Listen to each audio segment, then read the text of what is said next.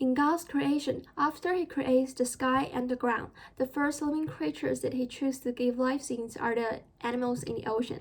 So today, I want to introduce a species which play a dominant role in the ocean, orcas, which is the killer whale. So nowadays, there are two ways for us to see a real killer whales in our life, and the one is through the show which is held by the SeaWorld, and the other one is just in the wild, like on the ocean.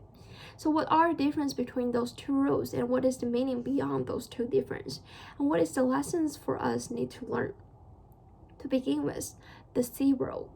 The keepers in the SeaWorld don't actually treat their job as work to be accomplished. Instead, they really enjoy their work, because when they are young, like they're took by their parents to the SeaWorld to see the show which is performed by the killer whale. They're really attractive and feel shocked by the relationship that being built between the killer whale and the human. So when they grow up, they really work out there. They want to have this kind of experiences to really build a relationship with wildlife. And to conclude the daily life of the keepers, it can be concluded into one word: helpers. Keepers are the helpers of killer whale, and each letters can represent a different meaning.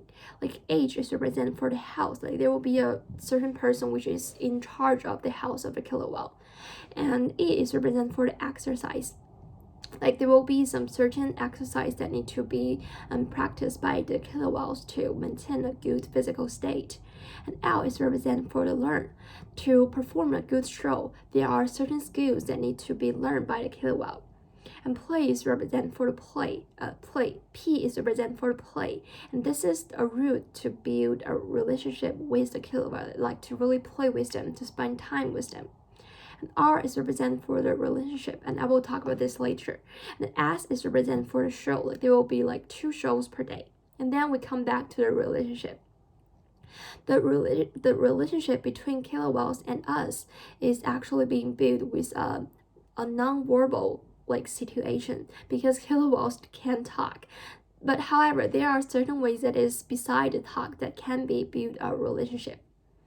So it really asks the keepers to use their heart to build this kind of special relationship, like to use their eyes to observe what the killer whales are doing, like their certain habits, like their certain characteristic. And for killer whale, it is also important for them to recognize different keepers, like they should know and be familiar with different keepers' body shape, their song, their smell, and all the things that can only represent one keeper. So, and all the keepers describe the relationship with killer whales as like best friend, the best memory. So after like hearing their feelings, I really feel like the relationship between wildlife is really amazing. However, there are 2 different situations. Like for the killer whales, which is just born in the SeaWorld, it doesn't matter like whether they are being trapped in a small area, because they don't know like they are the kind of animals that can be live in the ocean. So there will be the second situation, like which is the killer whale is just captured from the ocean, so they know that they're in a different living situation, like they're being away from the ocean and they're being away from their family. So in 2010, a killer whale named Telecom is actually made a tragedy, like it kills his keeper. And these questions really arise social attention and care to let us reconsider our relationship with the wild animal, such as killer whale.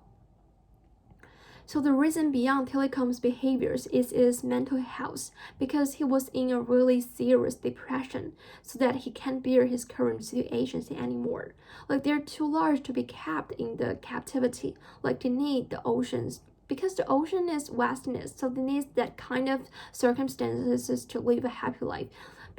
And also like this is the nature of the killer whale, like they are the most social mammals on the earth, so it is really important for them, like the relationship between their family members. So for a wild killer whale, it actually spent its whole life like live with its mother. So we can imagine like it is really hurt when it is captured from his mother. And that is the beginnings of his mental health. Like that is the beginning of his problems for his mental health. So like although in the beginning of the Genesis, like God gave us like the positions to be the ruler of the animals, like to be the ruler of the killer whale, but those kind of position doesn't mean like we can abuse them or control them. Instead, when we are stand on a high position, we should really consider how we can really show our love to those wild animals. So we should I think we should keep a safe distance with those wild animals, that we should leave a nature, a good wildlife for them to live their own life, to let them maintain and keep their nature instead of changed by us or affected by us. So we should respect their behavior, we should respect their nature, and we should respect their home, we should respect the ocean. So I think we shouldn't capture the killer whales anymore, and we should free all the wild killer whale. We should let them free, we should free them, and we should let them back to the ocean. Thank you, and this is my speech.